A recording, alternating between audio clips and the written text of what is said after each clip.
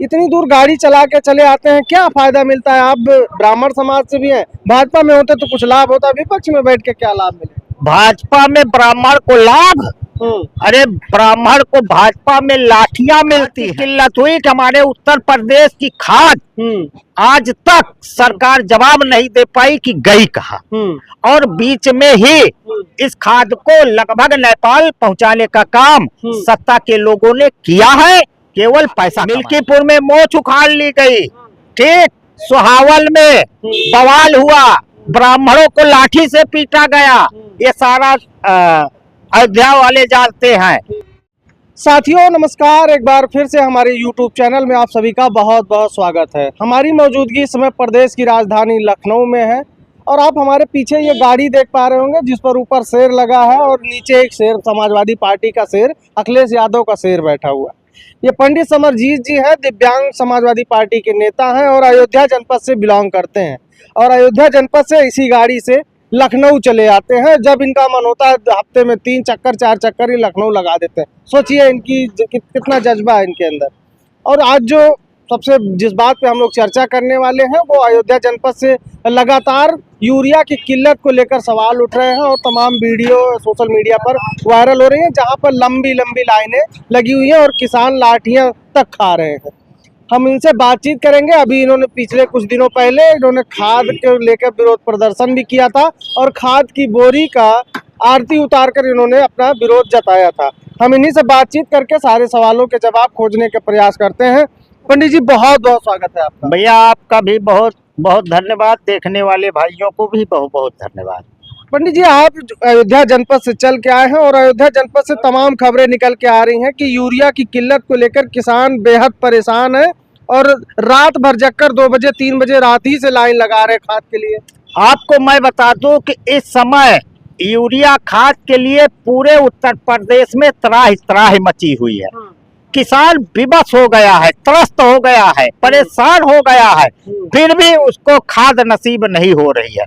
जिस तरीके से कोई 8 बीघा 10 बीघा धान लगाया है तो 4 दिन पहले खतौनी जमा करे, आधार कार्ड जमा करे, 1 हफ्ता लगातार जाए सड़क पर केंद्र पर जहाँ खाद मिलत हुआ 1 हफ्ता लाइन लगाए सोवे रात में। अब बताइए बरसात का महीना है, तमाम सांप कीड़ा बीछी निकल रहे हैं, अगर किसी को काट ले डस ले कोई घटना घट जा रही, घटना मत पूछिए, अभी बस्ती में लाइन में लगा हुआ आदमी देखिए किस तरीके से हार्ट अटैक हुआ और खत्म हो गए।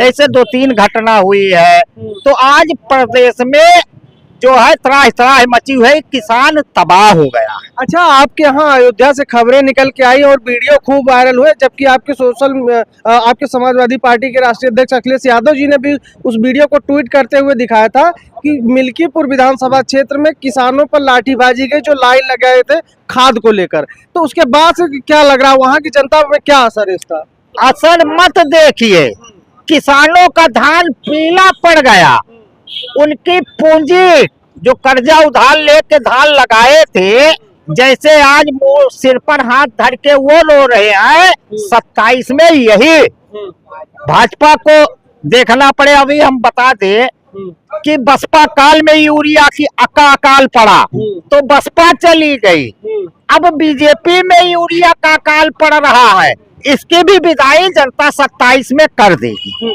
अच्छा, आपके यहाँ से जो वहाँ के डीएम है उन्होंने एक बयान जारी करते हुए बताया कि यहाँ पर यूरिया की कोई किल्लत नहीं है, सब ये बातें फर्जी है, अफवाह है। देखिए डीएम साहब सत्ता के अधीन है, सत्ता की ही भाषा बोलते हैं। अभी मैं खुद ज्ञापन डीएम साहब को दिया था, तो उनसे रिपोर्ट भी किया था, तो नहीं उन्होंने ही बता दिया था उस दिन कि जिस मात्रा में आ रही है उसी मात्रा में हम बंटवा रहे हैं। तो हमने कहा जिसे आंकड़े के हिसाब से कहीं ना वो सब मत पूछिए, हम लोग विवश हैं। तो अब आगे क्या आप समझ जाइए, वही अब बता रहे जो सत्ता बोल रही है वही हमारे डीएम साहब का बयान रहता है। लेकिन चाहे सत्ता हो चाहे डीएम साहब हो, सबको जवाब हमारे प्रदेश के किसान देंगे, ये पक्का वादा, क्योंकि सबका धान पीला पड़ गया और अभी तक यूरिया खाद जो है खेत में नहीं पड़ पाई और झमाझम बरसात भी बीच बीच में हो रही है। और इस समय समझ लीजिए किसान त्रस्त है खाद डालने के लिए। अच्छा, आप मिल्कीपुर विधानसभा सीट पर अभी आपने बीते दिनों चुनाव देखा, वहां पर उस चुनाव के दौरान जो सबसे बड़ा मुद्दा था और सबसे ज्यादा गंभीर समस्या थी किसानों की, वो छुट्टा जानवरों की थी। अब वो किसान जो छुट्टा जानवरों की समस्या से जूझ रहे थे, अब वो अगर उनको खाद नहीं मिलेगी तो उनकी खेती का क्या होगा और इसका असर आपको 2027 में क्या देखने को मिलेगा?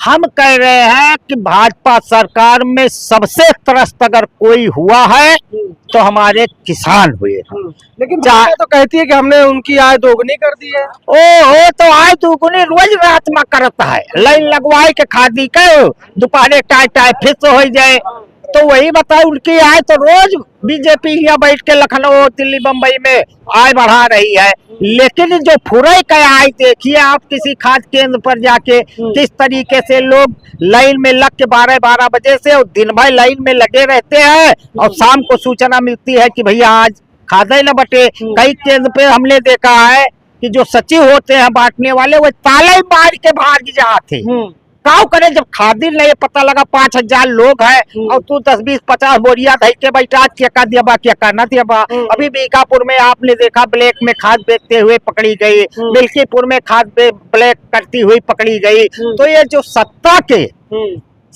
के लोग हैं ये ब्लैक मार्केटिंग करके बीच में अपना किसान को लूट रहे हैं। अच्छा, अभी आपने जो ब्लैक मार्केटिंग की बात की, तो क्या लगता है कि इसी वजह से जो है खाद की किल्लत हो गई है? अरे खाद की किल्लत हुई कि हमारे उत्तर प्रदेश की खाद आज तक सरकार जवाब नहीं दे पाई कि गई कहाँ। और बीच में ही इस खाद को लगभग नेपाल पहुंचाने का काम सत्ता के लोगों ने किया है केवल पैसा कमाने के। अच्छा, मतलब यहाँ की जो उत्तर प्रदेश की हिस्से की खाद थी वो नेपाल में ब्लैक कर दी? बिल्कुल, तमाम खाद अभी तो पकड़ी गई, तमाम खादें ब्लैक नेपाल जाते हुए सब कुछ हुआ है।